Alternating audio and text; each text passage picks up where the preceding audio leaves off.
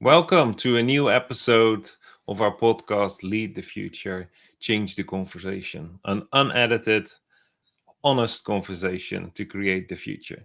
I'm Arjan Visser, your host and futurist, but join me today when I chat with my friend Matt Goddard on leadership, future, and peers. Matt is a founder of 3626 and an executive coach to CEOs who want more humanity in their leadership. So thank you, Matt, for joining me, for your time and the conversation we are having. How are you today? Thanks, Arjan. I'm very well, thank you. And it's a pleasure to be here and chat with you about, the future. Exactly. So let's immediately jump in. When we talk about leadership, self leadership, how important is it for you to have clarity about your future perspective? Yeah, it's a great question. And I know when we spoke about this, that self-leadership is something that I find really important, both for myself and for my clients. But uh, I'm learning and continuing to practice self-leadership because, to be honest with you, from a kind of egoic perspective, sometimes I forget to practice that, and Mm, the ego gets the better of me. But hope after many years of practicing, I'm better at it than I was when I started. Um, and I'll give you an example of that. Is that on the weekend just gone, I was at an event, and just as the event was starting, something happened. I won't go into what happened in the start of it, but I noticed in myself, I felt a compelling need to rescue somebody mm, who was involved in that incident. And it took me probably about an hour just to kind of pause and reflect and realize again that it wasn't my job to rescue them. It wasn't my job to, the mental narrative was, oh, that seems a little peculiar. It wasn't something where I needed to rescue them from some physical injury or whatever, but it was a conversation that happened that left me feeling a little bit, um, let me just say, distrustful in the situation. And there was parts of me that felt, oh, I must rescue that situation. Um, and then I had to kind of just stop myself from a self leadership perspective and kind of do some internal work to kind of just go, actually, it's not my responsibility to direct that. The people who were engaged in the incident are more than able to resolve it. I don't need to jump in. And actually, I was more interested in why I had reacted in that way before. And so that helped me really modify my own response to it rather than being led by instinct, ego, or some strange kind of compelling need to insert myself into an incident. So, from a self leadership perspective, that really helps me, both in those scenarios and in others, to really kind of just pause and think, actually, what am I doing? And do I really need to insert myself or ask a question or, you know, go into kind of coaching mode? mm. um, I can, because all my coaching, is permission based. But actually, there was this, sometimes when you have a bunch of skills, it's like, you have a bucket of water in the desert. There's people that are thirsty. You want to give them the water, but actually, you need to ask permission first. And so, for me, self leadership is important. Does that resonate with you? Yes, it does. It does. Yeah. So if I summarize it or abstract it, it's you had this reaction which you addressed to actually be part of your ego. So there was a fallback to a default, And I recognize that a lot when I'm working on my own future perspective, um, self leadership, um, that and also with others that I speak with, is that that is the biggest obstacle to learn something new. Like Mhm. that by default is actually like a fork in the road to the future, to make an extra loop through Mhm. something that was successful in the past, and takes away the focus from, by design, I want to learn something, I want to do something, want to be open for novelty, want to let go that I understand. Mhm. Which make which brings me to a question like, uh, it took you an hour, um, or you used an hour to do self-reflection.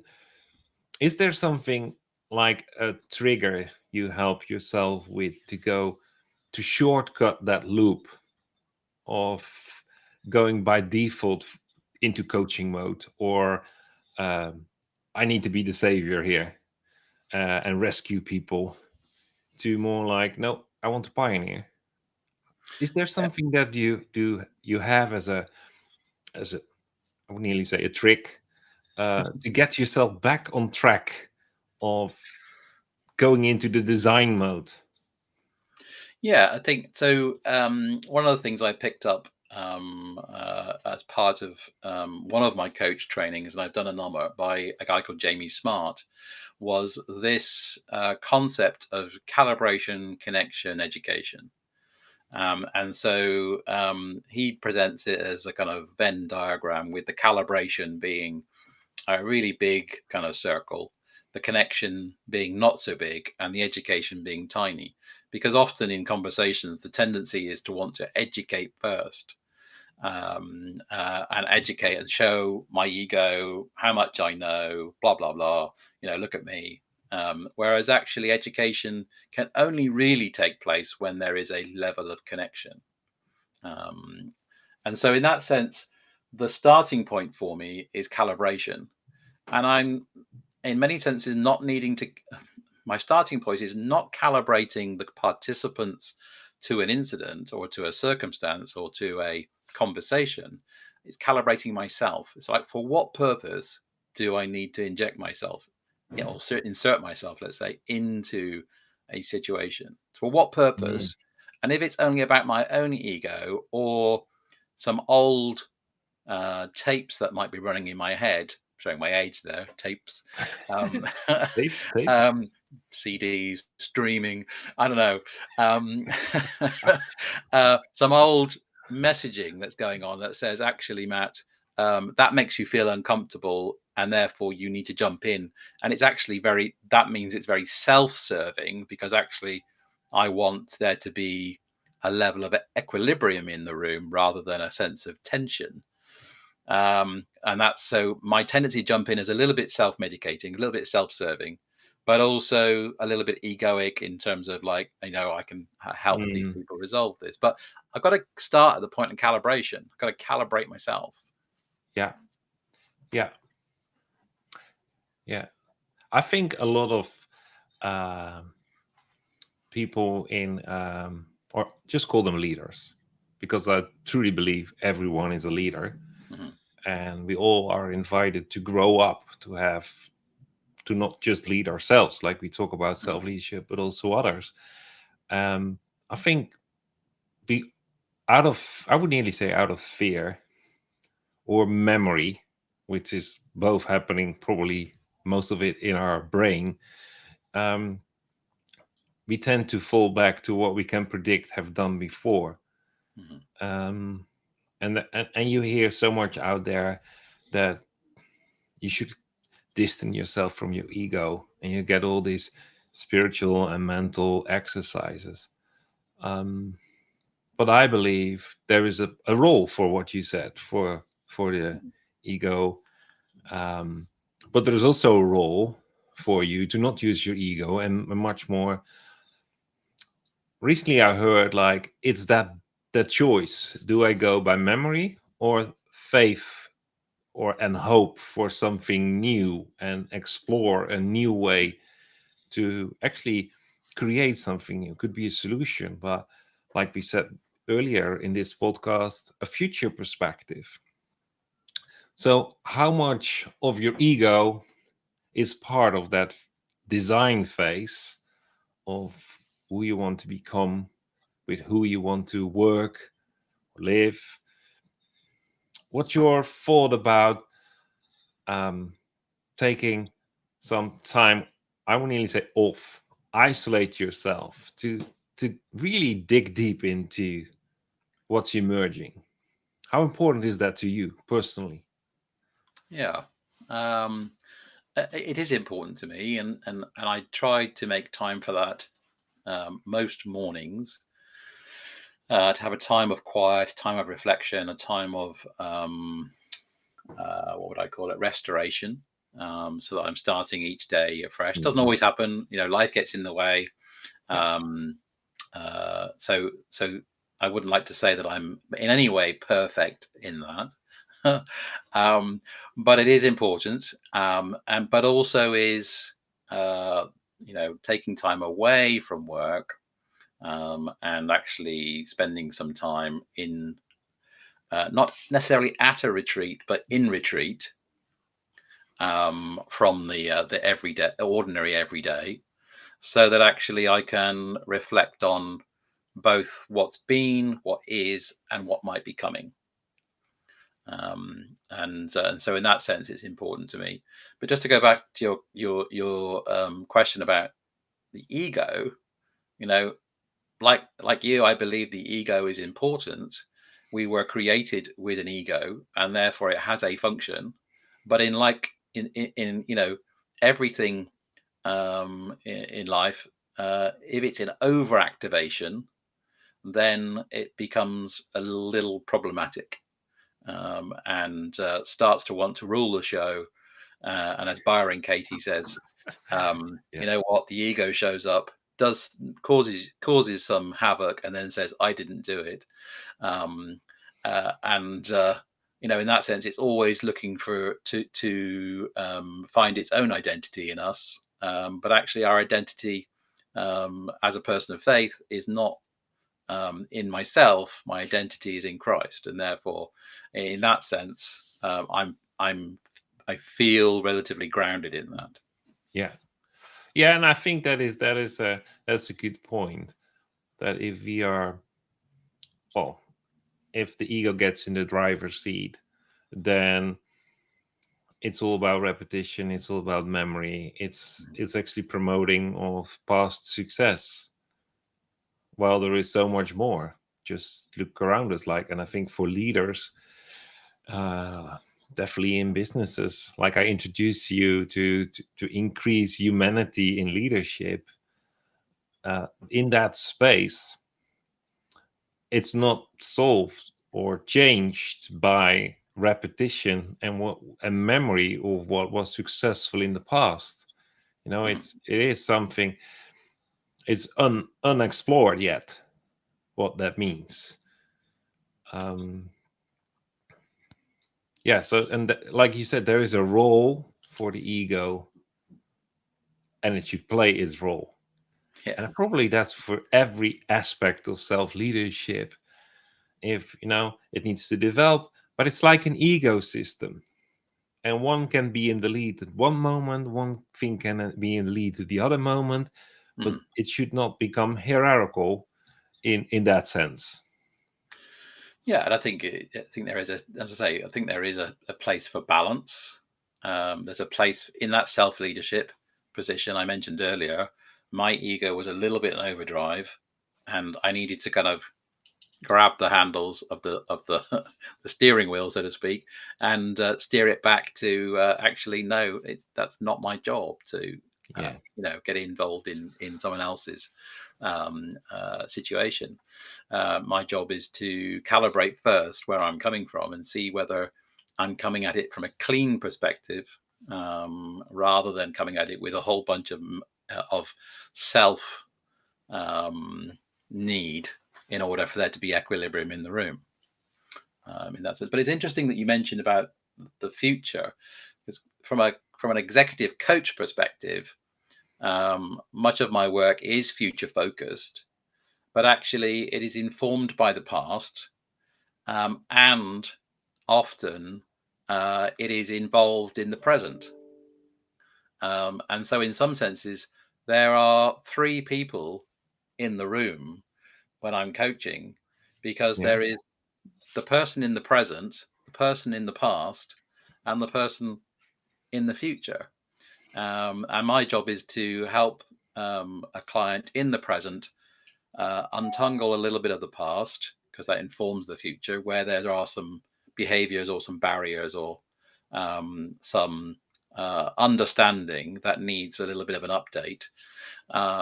We work on that. And then it's about how do you use the present to pull the future towards you. So, That is I think I want to underline one thing because that's a very important thing. Um, like a key to unlock your future.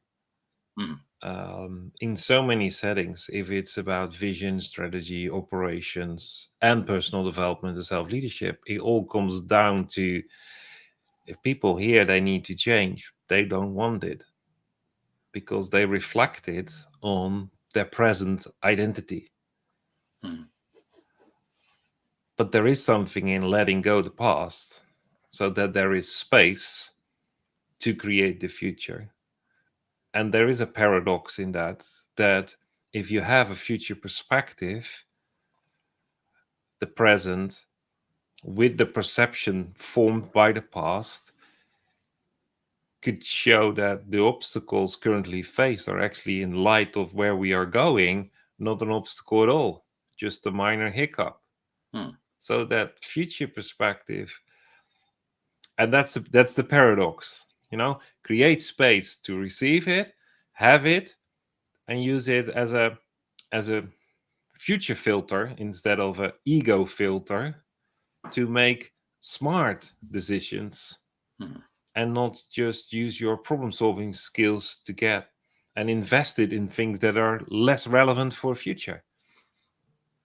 Yeah, there's a lovely uh, model of human transition that is presented by William Bridges. It's one of my most favorite change approaches, because it talks the way that he presents it is that you change, in many senses you change your clothes, you change your IT settings, you change physical things, but actually for human in the human space, in the psychology and in human dynamics, you are transitioning from one place to another. And his three levels of transition is the ending. It starts with the endings. And I always, when I first came across it, I was like, what are they talking about? Starting with the endings. That's just confusing people. And actually, what he's saying is that there are some things that need to end, whether that's a Yeah. behavior trait, whether that's a process, whether that's even going from a startup to a mid-tier business, there are some things that have to stop. So the chief exec has to stop running around picking up the coffee and the tea and all that kind of stuff, because actually they need to be doing, as Perry Marshall might say, £1,000 an hour work rather than £10 an hour work, because their role has changed, and so there are some things that they need to stop doing in order to transition to the new way of working. And so in that sense, Ron Wilder, who I worked with, used to teach me that there are some things that you need to complete on, in terms of thinking, in terms of understanding, not necessarily let go of, but complete on, say, thank you for getting me to this point. But there is some new thing I need to learn to get me to the next, to get to the future, to use your word. Yeah. So to summarize and wrap up the podcast, um, three identities: the past, the present, and your future identity, or maybe three facets of the same identity. Not, it's not an out of body experience in that sense. Um, there is a power in ending the right things, Mm-hmm. and while you use the word ending, I also had to think of what Kofi said, like foundation of strategic thinking is you begin with the end in mind, Mhm. and call it a paradox or a parallel work. It's definitely not sequential. Like there are no shortcuts, there is no magic pill. It's all about self-leadership, development, vulnerability, permission, to actually engage in that process and make it part of daily life. Like you said, start with it in the morning or whatever the best time for you is. Don't make it an annual thing. Just develop the skill. I would say, like we have to develop to think and act and do strategic, as we have to do with problem solving, decision making, but also with futurizing.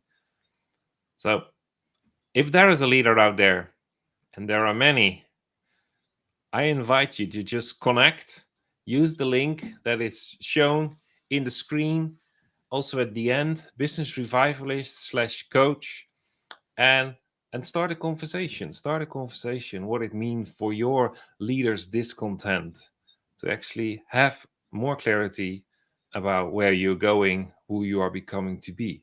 So I invite you, just use the link business revivalist/coach and have an honest conversation about where you want to go. Matt, I want to thank you for this rich 20 minutes. Um, from my side, let's do it again soon. So thank you, Indeed. Thank and you. uh, and all the best. Bless you.